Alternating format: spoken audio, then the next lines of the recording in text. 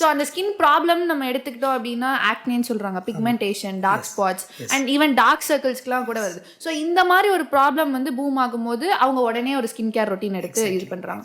So அப்போ ஒரு problem வந்தா ஃபர்ஸ்ட் அதை எப்படி ஹேண்டில் பண்ணணும்? ரொம்ப அருமையான கேள்வி. இப்போ ஸ்கின்ல ஒரு ப்ராப்ளம் வருதுன்னு வச்சுக்கோங்க, அது வந்து ஸ்கின் சம்பந்தப்பட்டது மட்டுமே இல்லை. Okay. It only reflects the internal system. Okay. So Valluvar அழகா சொல்றாருல்ல, அடுத்தது காட்டும் பளிங்கு போல் நெஞ்சம் கடுத்தது காட்டும் முகம்னு சொல்றாரு. அகத்தின் அழகு முகத்தில் தெரியும்னு சொல்றோம். ஸோ நம்ம மனசு மட்டும் இல்ல, உடம்புல இருக்கக்கூடிய பிரச்சனைகள் அத்தனையும் உடனே வெளியில காட்டுறது தான் ஸ்கின். இப்போ உங்களுக்கு வந்து ஆக்னி வருது அப்படின்னா அந்த டீனேஜ்ல கொஞ்சம் ஹார்மோனல் இம்பேலன்ஸ் ஏற்படுது. அந்த ஹார்மோன்ஸ் வந்து சடனா இன்க்ரீஸ் ஆகுது டீனேஜ்ல. அந்த சடனா இன்க்ரீஸ் ஆகிற ஹார்மோன்ஸ் வந்து அப்படி ஒரு ரெகுலரைஸ் ஆகாம அது ஏதாவது பிரச்சனைகள் நமக்கு இருந்துச்சு அப்படின்னா அது டீனேஜை தாண்டியும் கண்டினியூ ஆகுது.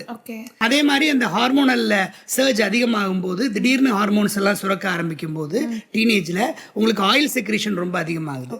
அந்த ஆயில் செக்ரீஷன் முகத்துல அதிகமாகும் போது, உடம்புல அதிகமாகும் போது, ஸ்கேல்ப்லயும் அதிகமாகும் போது நமக்கு டாண்ட்ரஃப் வருது, ஆக்னி வருது, இந்த மாதிரி பிரச்சனைகள் எல்லாம் செயின் ரியாக்ஷன் எல்லாம் அப்படியே எல்லாமே இது காரணம் ஆயில் செக்ரீஷன் தான். அதுக்கு காரணம் ஹார்மோனல் சர்ஜ் தான்.